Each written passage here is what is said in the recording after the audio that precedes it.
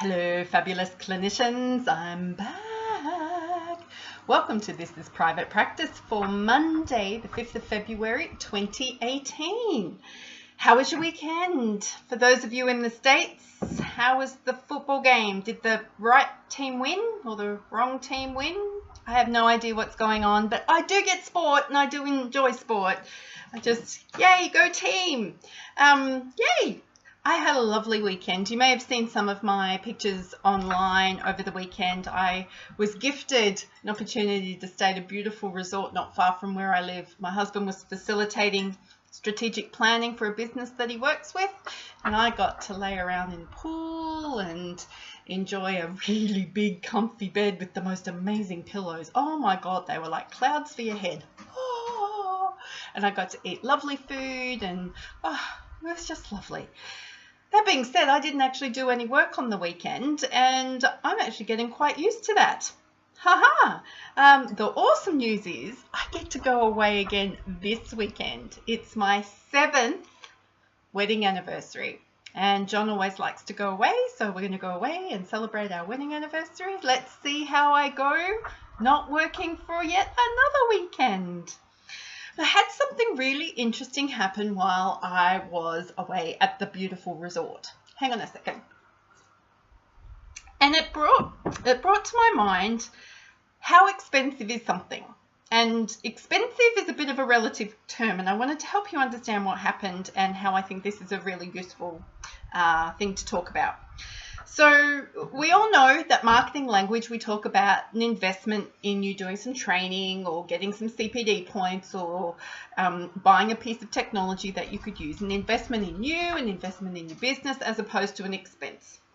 This is how much it's going to cost and this is how expensive it is.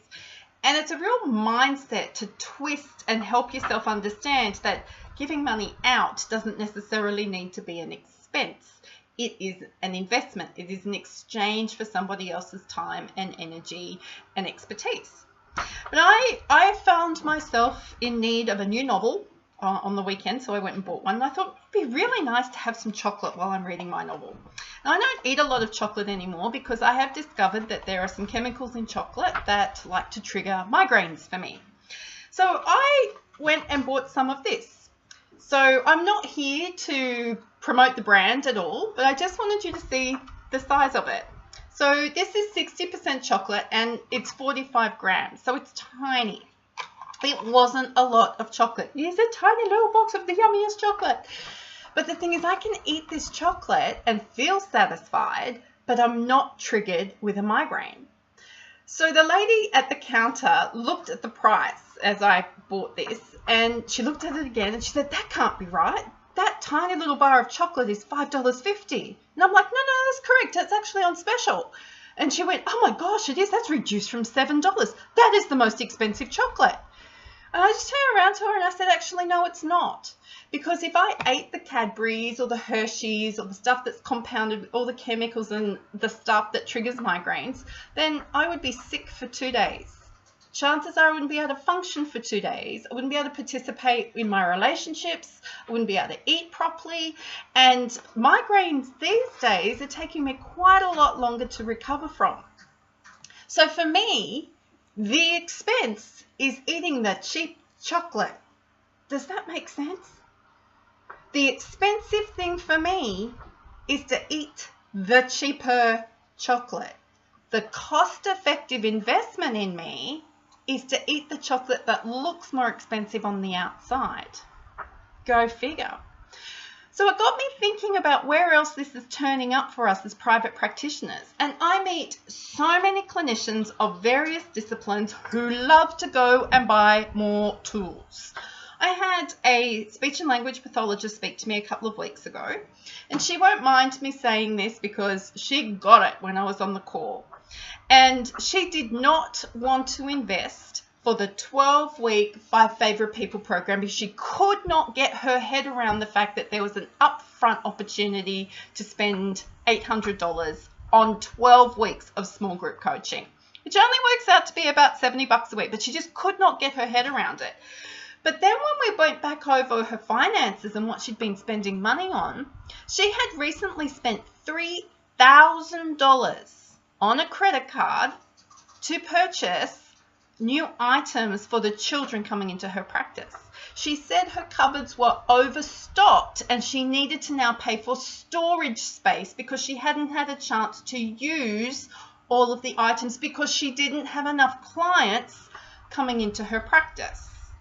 So tell me, is buying 100 colouring in books or handwriting books or modalities expensive if there's no one there to use them?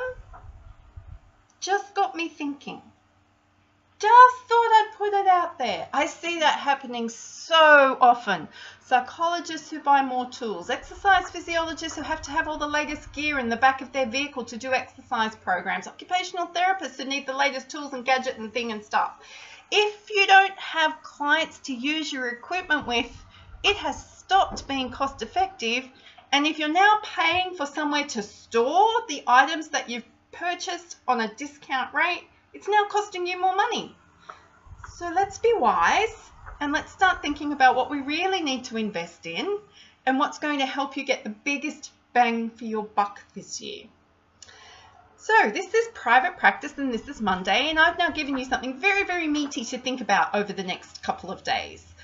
I am so looking forward to working from home. I do have a couple of outings I need to do this week where I'm seeing clients in their homes, but I am really looking forward to being more based at home and getting things sorted and settled here and working from my fabulous home office. So I am hoping that that means that there'll be quite a few more of these episodes happening this week. So here's to a fabulous week. Here's cheers with my water. And let me know if you've ever made a poor expense versus investment decision where you thought you were saving yourself money, but in the long run, it ended up being more expensive than you ever thought it would be. Drop it in the comments below. Love to have a conversation about this so that everyone else watching this video can go, it's not just me. Everybody does this. I know, there are books that have written about it. All right, I'll talk to you later this week. Bye.